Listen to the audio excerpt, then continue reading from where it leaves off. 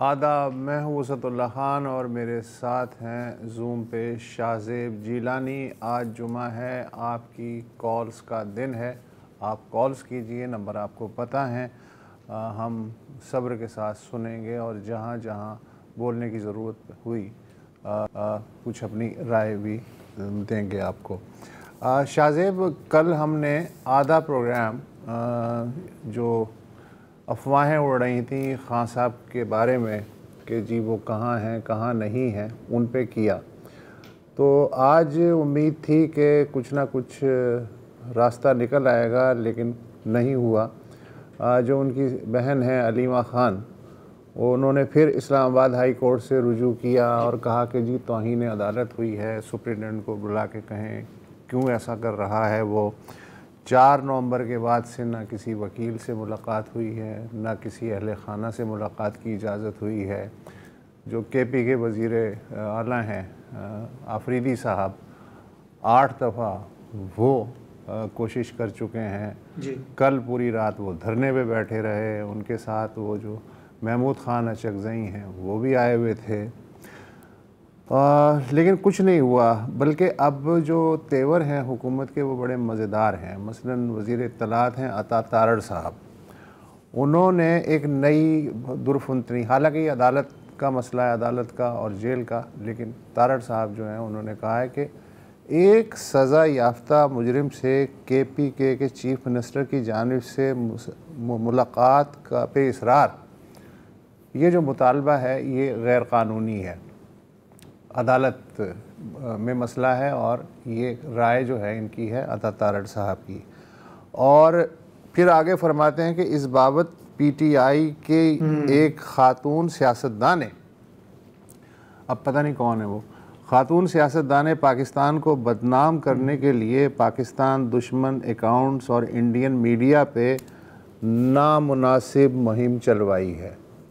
तो अब हालात को ये रुख देने की कोशिश की जा रही है। असल मसला है डॉक्टर्स से चलें, मुलाकात हो जाए, किसी वकील को कह दें कि ठीक है तुम जाके मुलाकात कर लो, कुछ नहीं। अब पूरी एक ऐसा लग रहा है कि जैसे एक पॉलिसी बन गई है और आप अदालत जाते रहें, जूतियाँ चटखाते रहें, उससे कोई मसला नहीं है।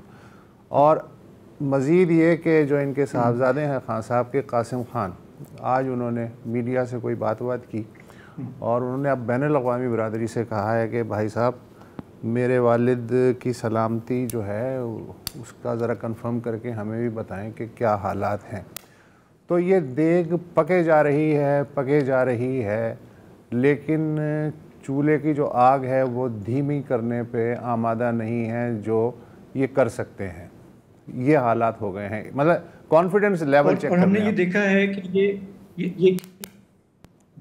ये खेल पुराना है, स्क्रिप्ट भी पुराना है, किरदार बदल जाते हैं। चंद बरस पहले तक जब नून लीग की क़यादत जेल में थी और उनकी पार्टी अपने लीडर को छुड़ाने के लिए कोशिशें कर रही थी, तो सारी उनकी सियासत का महवर ये था कि हमारी जो क़यादत है वो बाहर आए। तब जब इमरान खान साहब की हुकूमत थी तो वो क्या कहते थे जेल में लीडरों के लिए, और उस वक्त भी जाता था कि ये मनफी सियासत है, आप अवाम की बात करें, अपने लीडर की बात को छोड़ें। तो हमारे कुछ बदला नहीं है, लेकिन ये इस वक्त की जो तशवीश है वो बहुत वजह है। वो सिर्फ PTI की नहीं है, मेरा बाकी मुल्क में है, इंटरनेशनली भी है कि एक फॉर्मर प्राइम मिनिस्टर है, वो जेल में है, उससे किसी ने ना कोई मिला है ना उससे कोई देखा है। 3-4 हफ्ते हो गए हैं, हुकूमत बज़िद है। अब देखें ना इस सिचुएशन में PTI के पास क्या ऑप्शंस हैं। आपने धरने लगा लिए, आप कोशिश कर लें, सोशल मीडिया पे शोर कर लें, अदालत जैसी तैसी है उसका दरवाज़ा भी खटखटाएं, लेकिन कहीं से आपको लगता नहीं है कि गवर्नमेंट जो है इस पर कुछ कर रही है। और ये बात मज़ीद इसको जो है सस्पेशन को तक़वियत देती है कि ऐसा क्या है जो गवर्नमेंट छुपा रही है। आखिर क्या हो जाएगा, कोई अगर मुलाकात हो जाए 10-15 मिनट की ताकि ये मामला ठंडा हो, तो कुछ गड़बड़ है। और अगर गवर्नमेंट ये जानबूझकर खुद कर रही है तो जितना ये इसको खींचेंगे उतना ये मामला बिगड़ता जाएगा। और सिर्फ ये पीटीआई का मामला नहीं रहेगा, ये फिर काफ़ी फैल जाएगा, क्योंकि सियासी कैदी के साथ उनके हुकूक होते हैं। आप इस तरह से नहीं कर सकते कि आप उसको परपेचुअली डिनाई करें। तो अभी देखते हैं अदालत आज जो है हमें पता तो है अदालत कैसे चलेगी। नहीं, अदालत भी क्या करेगी, अदालत एक और हुक्म दे देगी, एक और तारीख दे देगी, एक दफ़ा और तलब कर लेगी, और अदालत क्या कर सकती है। आज कराची प्रेस क्लब के बाहर भी इस बाबत एहतजाजी मुजाहरे की कोशिश हुई, जो पुलिस ने ज़ाहिर है कि पकड़ धकड़ भी की, डंडेबाजी भी हुई है। तो इस मामले को इस तरह लिया जा रहा है। लेकिन मैं ये इस बात पे हैरत है मुझे कि जैसे तारड़ साहब ने कहा कि ये जो इवन रिक्वेस्ट ही गैर क़ानूनी है, सज़ा याफ्ता मुजरिम से मुलाकात की, तो ये एक तरफ इनका कॉन्फिडेंस लेवल भी ज़ाहिर कर रही है। लेकिन अगर ये कॉन्फिडेंस है तो फिर ये इनसिक्योरिटी भी जाहिर कर रही है कि अगर आप इतना ही कॉन्फिडेंट हैं तो फिर आप मुलाकात क्यों नहीं करवा रहे। तो ये मेरी समझ में नहीं आ रहा, ये इनसिक्योरिटी ज़्यादा है, कॉन्फिडेंस लेवल नहीं देखिए, नहीं है तो इनसिक्योरिटी है ना, बहुत ऐसी इनसिक्योरिटी है कि समझें कि रातों की नींदें हराम हैं। वरना कॉन्फिडेंस होता तो मुलाकात करा देते।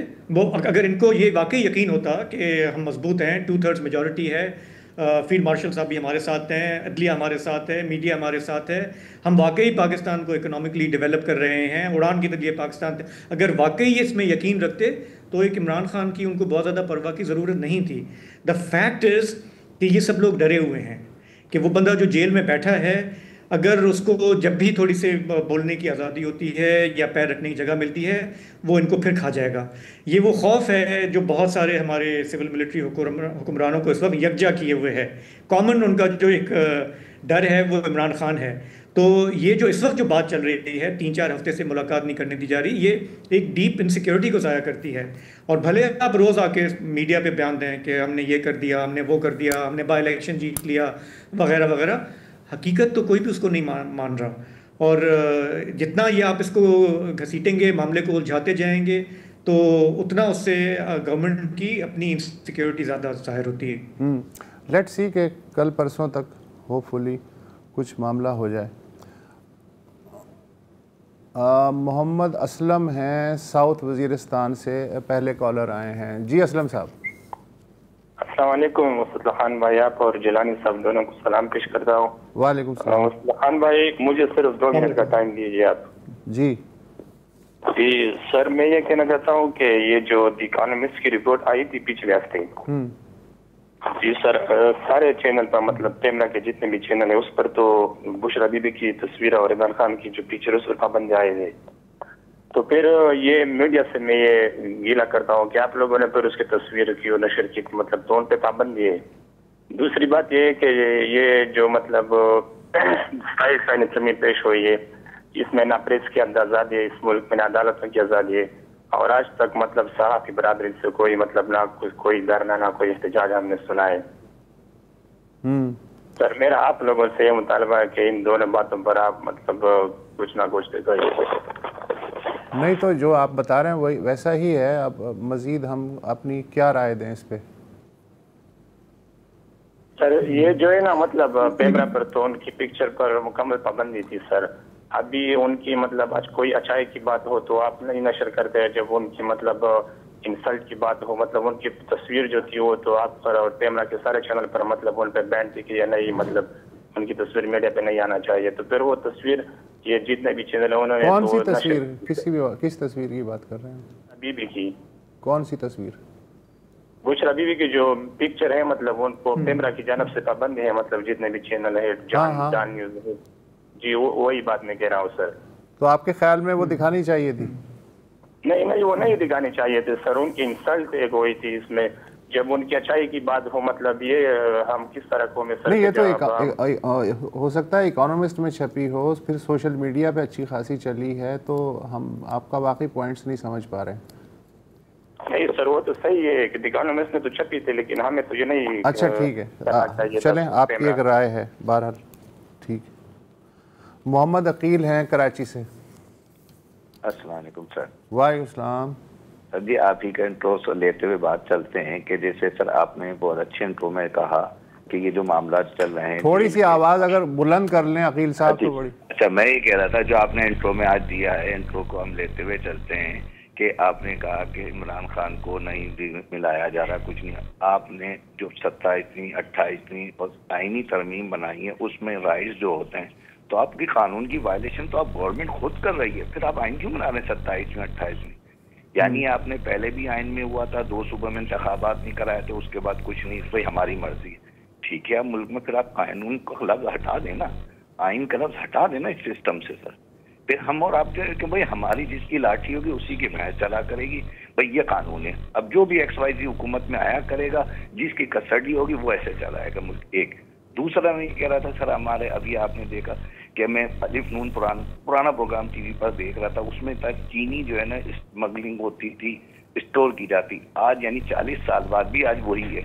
आज कराची में चीनी जो है 220 रुपए kg हो गई है, यानी 40 साल बाद भी आज वही काम हो रहा है जो 40 साल पहले हो। तो करने वाले तो यही लोग हैं, सिस्टम को कौन सही करेगा? आवाम तो बेचारी अब देखती हुई आज 220 हो रहे, अब 40 हो जाएगी, वो भी ले लेंगे हम। सही बात है, सही बात है, ठीक। और अभी हमने हाँ, ये मतलब ये जाहिर है कि ये हमारा एक कौमी किरदार है, रूटीन की बात है। हम 40 साल से ये सब कुछ हो रहा है और 40 साल से हम यही बात मुसलसल कर भी रहे हैं। अब पता नहीं अगले 40 साल भी यही बात ना करनी पड़ जाए। Thank you so much. Ali Raza साहब हैं कराची से। जी सर, अस्सलाम वालेकुम। वालेकुम सर, मैं अली रज़ा बात कर रहा हूँ। असल में हम 4 भाई माजूर हैं, तो मैंने गवर्नर साहब कामरान सिद्दीकी साहब को भी दरख्वास्त दी है, लेकिन उन्होंने मेरी दरख्वास्त ली नहीं। 1 साल हो गया, तकरीबन 1 साल से ज़्यादा हो गया। काहे की दरख्वास्त? सर, मेरे वालिद साहब असल में कायद-ए-आज़म म्यूनिसिपल बोर्ड में मुलाजिम थे और ऑन ड्यूटी इंतकाल हुआ उनका, तो मैंने उनको अपनी जॉब के लिए भी कहा है, लेकिन वहाँ पे जाके धक्के लगे मैं, लेकिन नौकरी मेरी माजूर कोटे पे भी नहीं हो सकी। तो मैंने अपनी गवर्नर साहब को कहा था कि हम 3 भाई माजूर हैं, कोई मुझे वहाँ पे अब मेरा हक है। मेरे वालिद साहब हारिम राजी जी जी, वहाँ पे मुझे मेरा हक नहीं मिला। अच्छा। साहब से वहाँ से भी सुनवाई नहीं हुई मेरे पास। हाँ, हुआ था। अच्छा, ठीक है। तो मैं आपसे ये चाहता हूँ कि आपके चैलेंज के मुताबिक कि गवर्नर साहब को मेरी बात अब आज हाँ जी, अगर आपकी आवाज़, गवर्नर साहब वैसे भी मशहूर हैं गुरबा की मदद करने के लिए, राशन भी बांटते हैं, गवर्नर हाउस के दरवाजे भी जब से वो आए हुए हैं खुले हुए रखते हैं, बज़ाहिर कोई पाबंदी भी नहीं है। लेकिन मेरी तो नहीं, मैं कोशिश कर रहा हूँ, मेरा हक है ये माजूर कोटे पे जो मेरे वालिद साहब सर्विस ऑन। तो उन तक आपकी दरख्वास्त वैसे पहुँच गई है? दरख्वास्त भी नहीं पहुँची? जी सर, दरख्वास्त तो पहुँच गई है, मैंने कौन सी करी थी, वो कह रहे हैं गवर्नर साहब के आगे कर दी है, लेकिन कोई जवाब नहीं मिला। ठीक है, चले, अल्लाह करे कि गवर्नर साहब मसरूफियात में से कुछ वक्त निकाल के आपकी दरख्वास्त पढ़ लें। Thank you so much for calling. Sharif Malik साहब हैं खुशाब से। अस्सलाम वालेकुम। वालेकुम, कैसे हैं सर? ठीक ठाक हैं? अल्लाह का शुक्र। सर, मैं पिछले प्रोग्राम के हवाले से थोड़ी सी तस्हीह करना चाहूँगा। पिछले प्रोग्राम में मैंने कॉल की थी तो BTCL पेंशनर्स के हवाले से बात की थी, तो आपके प्रोग्राम के एंड में ना एक दोस्त निकाल करके तो बड़ी तनकीद की थी और बड़े गलत फिगर पेश किए थे। BTCL या TNT एक ऐसा इदारा है जो पिलर था पाकिस्तान का। कभी 90s तक जो है सिर्फ 4-5 इदारे थे जो पाकिस्तान का बजट चलाया करते थे, जिनमें telephone and telegraph department, PIA, steel mill, वापडा और सुई गैस थी। ठीक है, BTCL या TNT आज तक कभी भी तारीख में खसारे में नहीं गया। जिस वक्त इसकी प्राइवेटाइजेशन निजकारी की गई है 2005-2006 में, इसका मुनाफा, खालिस मुनाफा जो था 29.6 अरब रुपए था, जबकि 75 अरब रुपया डेवलपमेंट और मेंटेनेंस की मद में रखा जाता था। ये सारे वसाइल BTCL के, TNT के अपने वसाइल थे।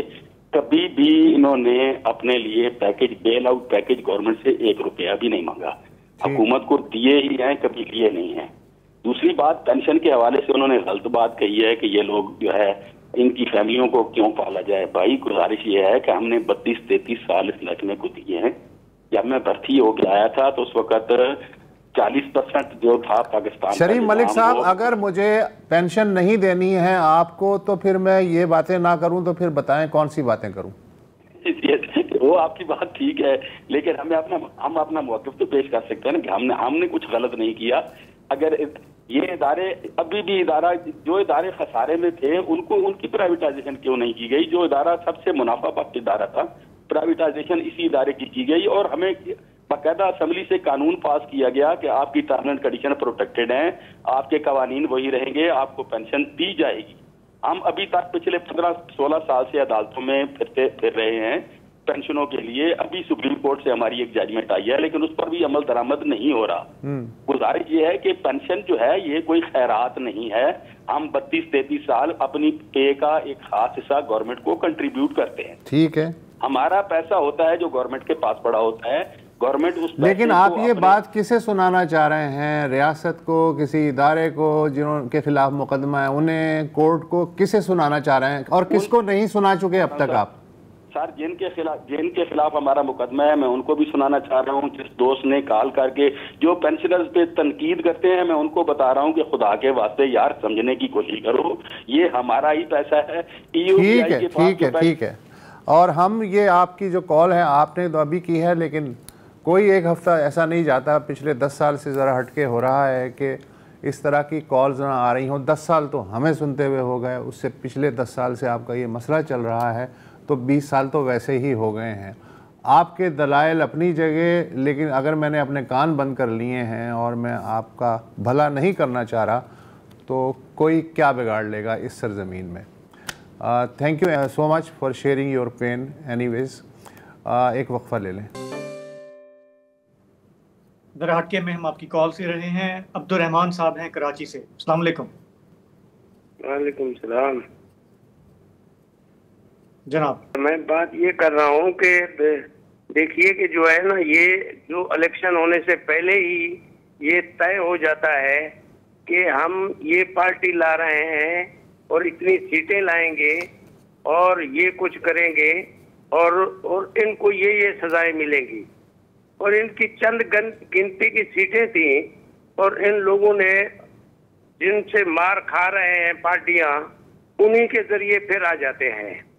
अब इनको कुछ ख्याल करना चाहिए कि भाई हम जलीलो ख्वार होते हैं इनके हाथों, हम मिल बैठ के साफ सुथरे इलेक्शन करके जो आए जी बिस्मिल्लाह। जैसे आज नम्बिया वो जो मुंतखब हुआ है, 5वीं-6ठी दफा मुंतखब हुआ है, वो सियाह रंग का वजीर आजम है और उसने अपने आप को वो रखा हुआ है कि हिटलर का नाम दिया हुआ है। उसने कहा मैं हिटलर भी नहीं चेंज करूंगा, अपना नाम यही रहेगा। तो ये देखे पहले इमरान खान को ले आए, वो इमरान खान जाते जाते जर्नलों को सबको जो है ना बुरा जो कुछ कह गया कि इन्होंने मेरी पाँव पे कुल्हाड़ियां मारी हैं, तो ये किया है। जब ये कुल्हाड़ियां सब मियाँ साहब सबको कुल्हाड़ियां लग चुकी हैं, तो अब एक दूसरे को क्यों मार रहे हैं, क्यों सजाया दे रहे हैं, क्यों मुलाकातें नहीं करने दे रहे? या फर्ज कर लें कि चलो खानदान के अफराद को तो दे, मुलाकात करने दें।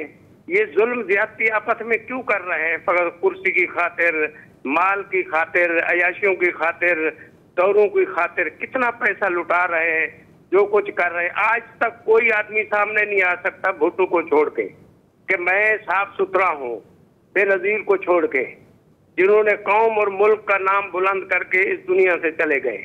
और ये लोग जो है ना, अब देखे पीपल पार्टी और इसको मुस्लिम लीग को कहा अगलू ने कि जो है ना, अगर आप लोग ना इत्तेहाद किया और नाम आपस में बैठे तो तुम जो है ना हमेशा के लिए खत्म हो जाओगे। हालांकि जीते हुए कौन थे और सीटें छीन छीन के इनके झोलियों में रख दी और इनको बर्बाद तबाह कर दिया। और चलो जो कुछ किया, लेकिन अब ये जाएंगे और वो पार्टी दूसरी आएगी और उसके साथ पहले ही इलेक्शन से पहले सेटअप कर लेंगे कि भाई हम आपको लाएंगे, आप इनको हम जेलों में बंद करेंगे और तुम लोग जो है ना अपना हो गया अयाशियां करोगे, हमें भी खिलाओगे, खुद भी खाओगे। तो ये खुदा के वास्ते ये चीज खत्म होनी चाहिए। इस्लाम भी कहता है नबियों का शिवा है दरगुजर करना, कि हम एक दूसरे को माफ कर दें। ठीक है। और अल्लाह और उसका रसूल भी इसी चीज को पसंद करते हैं। आपके देखें ये बात मेरे ख्याल बहुत सारे लोगों का ये मशवरा है, सियासी क़यादत को, फौजी क़यादत को, लेकिन अब क्या करें, हम मुफ्त मशवरे तो दे सकते हैं, लेकिन जो लोग इक़्तिदार में बैठे होते हैं उस वक्त वो समझते हैं कि बस हम ही रहेंगे। और माजी में भी ये गलतियाँ हो चुकी हैं। आपकी बहुत ही एक अच्छा मशवरा है लेकिन अब इनको कौन समझाए, काश किसी को एहसास हो। अब्दुल्ला राजा साहब हैं कराची से। जी अस्सलाम वालेकुम। भाई साहब कुछ बहुत ही महंगी पड़ गई, पिछले 20 मिनट से 15 मिनट से होल्ड पे हूँ। जी जी। अच्छा, मैं सिर्फ अर्ज ये करूंगा, आपकी बात को आगे लेके चलूंगा। जो वक्फे से पहले आपने बात बताई कि आप आंखें और कान बंद करके बैठे हैं, मैं आपको ऑनेस्टली बताऊं, आप हमको जो है ना वो मैं क्या कहूँ, हमारा मीडिया, अगर मैं तो मीडिया के हवाले से कुछ थोड़ी सी बात करूंगा आप। जी जी। सब लोगों ने अपनी अपनी राय दी है मामलात के ऊपर, हम परसेप्शन बनाते हैं और मीडिया का काम भी यही है कि वो लोगों के परसेप्शंस डेवलप करे, बनाए। वो मीडिया ही उसी बातों को दोहराता है और वही फिर कौम जो या अवाम जो है मीडिया की ही बताई हुई गाइडलाइंस के ऊपर वो अपनी राय बनाती है। मीडिया को चाहिए है कि जब कोई हुक्मरान आए या जाए, आप लोग न्यूट्रल होके आप अपनी खबरों को जिसमें कि सच्चाई हो, हकीकत हो, वो बयान करें। मुझको लगता है वो आप लोगों को इजाजत है नहीं, आप कर नहीं सकते, क्योंकि 90% हमारे जो मीडिया एंकर्स हैं या मीडिया हाउसेज हैं, वो सपोर्ट तो उनको बाहर से मिल रही होती है, पैसा भी बाहर से आ रहा होता है, फाइनेंशियल भी बाहर से आ रहे होते हैं। उनके बैकग्राउंड का चेक भी नहीं हुआ होता कि ये जो होस्ट बने हुए हैं बहुत सारे प्रोग्राम्स के, वो कौन है, कहाँ से आए, उनका बैकग्राउंड क्या है। अब मैं एक दो नाम लूंगा तो वो गलत बात हो जाएगी, क्योंकि मीडिया के ऊपर नाम लाएंगे तो बेहतर है, क्योंकि फिर उनको अपने डिफेंस का हक नहीं है ना इस वक्त। तो आपकी वैसे उमूमी बात आपकी बिल्कुल बजा है, उससे मैं एग्री करता हूँ। मैं दो सेकंड आपके और लूंगा, फिर मैं बंद कर दूंगा फोन, फिर आपका प्रोग्राम है, आप कीजिएगा। यानी कि एक एंकर साहब तो ऐसे हैं जो पूरे पाकिस्तान के टॉप रैंकिंग में आ रहे हैं। और जब एक वाकया हुआ था हिंदुस्तान में, जो बॉम्बे अटैक हुआ था, उसमें उन्होंने जाके पाकिस्तान के ऊपर, पाकिस्तान के अंदर उसका घर भी दिखा दिया था कि जनाब ये यहाँ पे कसाब, वो कौन था, कसाब नाम था, क्या नाम था उसका, जिसने हमले किए थे। हमारे मुल्क के ही जो साहब हैं, जो टॉप एंकर्स में से आते हैं, उन्होंने जाके उसका पंजाब में कोई घर दिखा दिया कि ये तो यहाँ रहता है और यहाँ से अटैक हो। और क्या कुछ मतलब आपकी बात मैं नहीं कर सकता, किसी की भी नहीं कर सकता, मैं एक जनरलाइज बात कर रहा हूँ। अगर आप जरा सा थोड़ा सा रिसर्च करें तो आप लोगों के जो बैकग्राउंड हैं, जो होस्ट, यही वो लोग हैं जो आपके हमारे परसेप्शन बनाते हैं। हम उसी गुफ्तगू को दोहरा रहे होते हैं, हम असल हकीकत पे बातें नहीं कर रहे होते। आप कौम के पैसे की बात कर रहे हैं, करोड़ों अरबों खरबों रुपए एक कौमी असेंबली के इजलास पे खर्च होता है। क्या आप अफोर्ड कर सकते हैं? आपने आज तक ये पूछा किसी से कि भाई ये जो IMF का, वर्ल्ड बैंक का पैसा मिलता है, ये जो अय्याशियों के ऊपर खर्च होता है, हमारे वजीरों की और मिनिस्टर्स की और कौमी और नेशनल और सूबाई असेंबली के मेंबर्स की अरबों खरबों रुपए की बिल्डिंगें जो है वो सजावट और उनकी जो है रेनोवेशन हो रही होती हैं, कभी पूछते तो हैं, बैलेंस रखा, कभी रोज पूछते हैं, जवाब नहीं आता ना कहीं से। अभी भी जो IMF की रिपोर्ट आई है, सवाल करते हैं, आगे से होता ही नहीं है। ठीक है, ठीक है। एक ब्रेक लेना है। बात जाहिर है कि आपका एक नज़र है और वो पूरी तरह सामने आया है। Thank you so much. एक ब्रेक ले लें। Welcome back.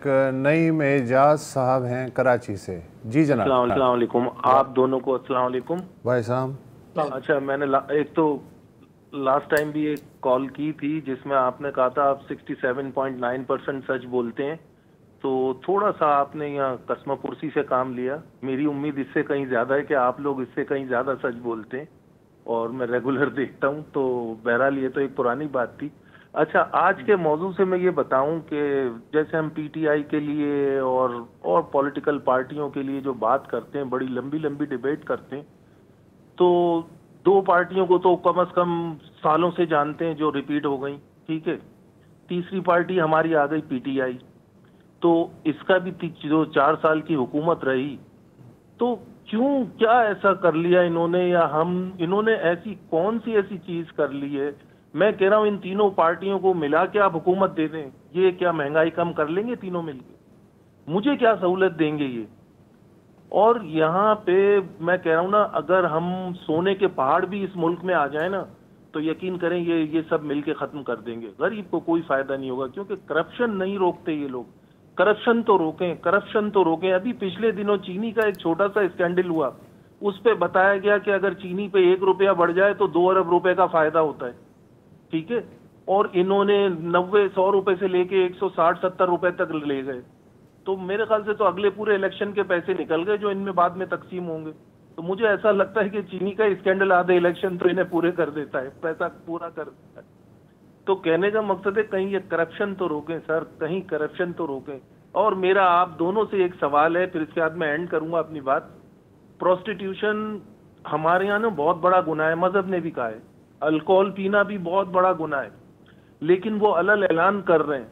और जो सरकारी जगहों पे जो लोग बैठे हुए हैं, वो अगर किसी गरीब का, किसी बेवा का, किसी यतीम का अगर हक मार के 1 रुपया भी खा जाते हैं, तो क्या वो दोनों गुना ज्यादा बड़े हैं या ये गुना ज्यादा बड़ा है? इस पे थोड़ा सा रोशनी डालिएगा। बहुत शुक्रिया आप लोगों का वकीया, जज़ाकल्लाह। ठीक है जनाब। हाँ क्या बताएं?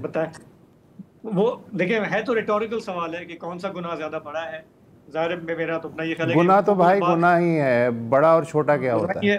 मतलब आप जाती तौर पे अपनी आपकी कोई चीजें हैं, अपने आप को नुकसान पहुंचा रहे हैं, उसका आपको खुदा को हिसाब देना है। लोगों के हुकूक मार रहे हैं, उनको कुचल रहे हैं, अपने आप को, आप अपने बच्चों को, अपनी औलादों को, अपने एसेट्स को बढ़ा रहे हैं, तो ज़्यादा गुनाह तो वो है। और उससे भी ज़्यादा गुनाह मेरे हिसाब से सियासतदान भी जो करते हैं, गलतियाँ सियासी पार्टियाँ करती हैं, वो है जब आप इलेक्शंस में गड़बड़ करते हैं, कौम की तकदीर जो है वो छीनते हैं, उन्हें किसी और डगर पे डाल देते हैं। वो मेरे ख्याल से गुनाह अजीम तो वो है हमारे मुल्क में। तो हिसाब किताब अगर हो तो फिर सबका हो। इसमें मैं सिर्फ इतना इजाफा करूंगा कि जो एक इनफरादी गुनाह है उससे सिर्फ एक ख़ानदान या एक ख़ास ग्रुप पे असर पड़ता है, लेकिन जो बादशाह का गुनाह है उससे कौमें बर्बाद हो सकती हैं।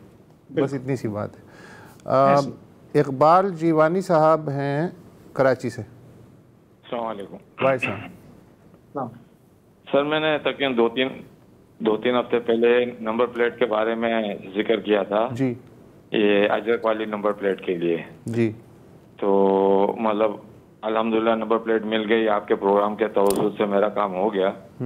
तो आतिफ अली भट्टी साहब जो हैं एडमिन डिप्टी डायरेक्टर हैं, उन्होंने मुझे खुद फोन करके कहा कि सर आपकी प्लेटें तैयार हैं और आप आगे ले जाएं। तो बहरहाल मैंने जिस दिन जा रहा था उस दिन भी मैंने चेक किया इनके पोर्टल पे, तो वहाँ तो खैर प्रिंट नहीं हुई थी, लेकिन वहाँ जाके मुझे प्लेटें बहरहाल मिल गई। अब आपके तवज्जुह से मैं इन लोगों से रिक्वेस्ट करूंगा कि भाई अगर किसी की भी नंबर प्लेट तैयार हो जाती है तो जिस तरह के इलेक्ट्रिक है, सुई शोधन गैस है, आपके केस की जो है ना जो भी नौयत होती है वो आपको मैसेज के जरिए टेलीफोन पे पता चल जाता है। तो ये भी अगर कुछ इस तरह की इम्प्रूवमेंट कर दें कि जो भी नंबर प्लेट तैयार हो फौरन है ना, मतलब वो मैसेज कर दें, उसे मैसेज कर दें। ठीक है, मैसेज कर दें। बिल्कुल ठीक है, ठीक है। Thank you. मोहम्मद, खुशी हुई आपका मसला हल हुआ। इस मुल्क में हमारे मसाइल में कमी नहीं होती है, लेकिन कभी अगर हो जाए तो खुशी होती है कि चलें कहीं पे कुछ किसी ने किया अपना। मेरा ख्याल है इस इशू पे तो यहाँ मंत्री जी भी आए थे हमारे प्रोग्राम में। जी जी जी। अनवारुल हक साहब हैं इस्लामाबाद से। हाँ जी जनाब। हाँ जी, बात सुन रहे हैं? अभी मेरी बात सुन रहे हैं आप? जी जी जी, ऑन एयर है, आप बताएं। डियर मैं अनवारुल हक बोल रहा हूँ इस्लामाबाद से। जी। मेरी ज़रई ज़मीन है बहावल नगर, पंजाब का जिला है, डिस्ट्रिक्ट है जनूबी पंजाब का बहावल नगर। बहावल नगर की तहसील है चिश्तिया, उसका गांव है चक नंबर 93 फतेह जी। उधर मेरी ज़रई ज़मीन है, तो साथ वाले ज़मीन वाले से मेरा को तनाज़ा चल रहा है 4-5 महीने से। तो जो मेरे जिनके साथ मेरा तनाज़ा चल रहा है उनका रिश्तेदार डीएसपी है मेरी तहसील में, अकमल जी।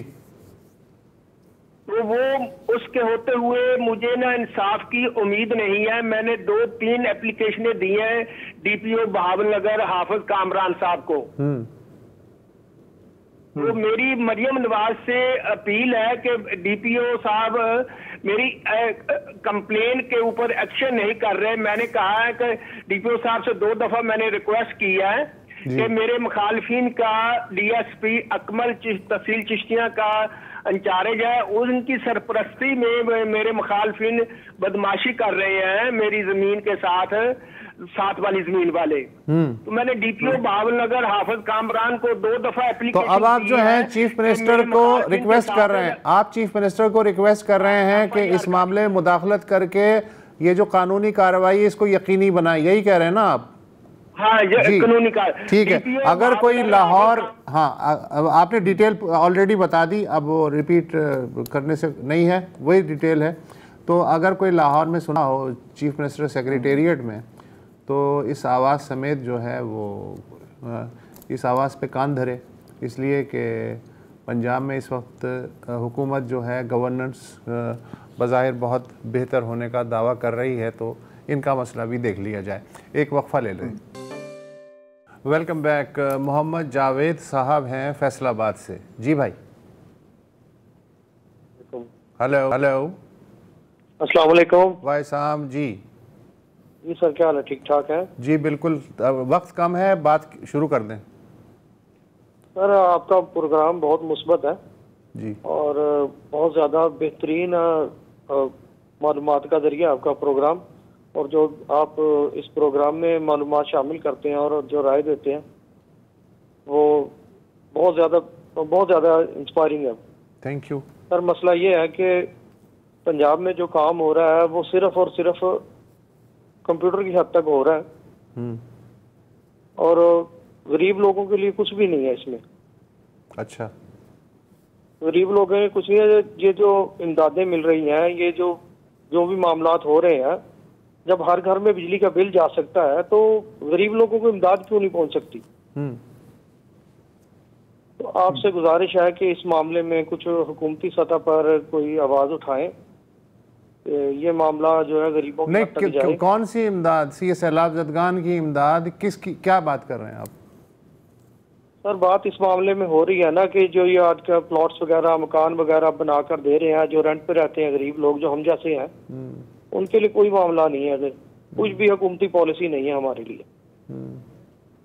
तो ये जुल्फ़िकार अली भुट्टो साहब के ज़माने से, अब मुझे नहीं पता आपकी क्या उम्र है, मैं तो तब भी सुना था गरीबों के लिए मकानात, फिर ज़ियाउल हक साहब के, फिर जुनेजो साहब की स्कीम शुरू हुई थी गरीबों के लिए 3 मरला 5 मरला स्कीम। तो ये हर हुकूमत जो भी आती है, सिविलियन और नॉन सिविलियन, अब वो उसकी एक आदत है कि जी गरीबों के लिए वो मकानात बहुत बनाती है। लेकिन मसला ये है कि गरीबों की तादाद भी हर 10 साल बाद दुगनी हो जाती है। तो अब अगर फ़र्ज़ करें वो 10 साल पहले के गरीबों के लिए मकानात बना दे, तो फिर उतना ही मकानात बनाने, तो फिर नारों की वादों की हद तक रह जाते हैं। वो कहते हैं ठीक है, ना अवाम बाज आ रहे हैं ना हम बाज आएंगे। तो कोई इस तरह मसाइल चल रहे हैं, मैं तो पिछले 50 साल से देख रहा हूँ।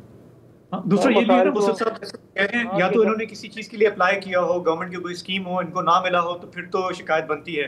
ये बहुत ही जनरल सी बात उन्होंने की कि सरकार फला चीजें ऑफर कर रही है लेकिन हम तक नहीं पहुंच रहा। तो अब अगर किसी से पूछें भी तो किस बारे में पूछें? हाँ सही। हाँ, तो बहरहाल ये हालात हैं, अगर क्लैरिटी ऑफ माइंड होनी चाहिए। बहरहाल अब वक्त ख़त्म हो गया है, इंशाअल्लाह मंडे को बशर्ते ज़िंदगी दोबारा मुलाकात करेंगे। तब तक के लिए खुदा हाफ़िज़।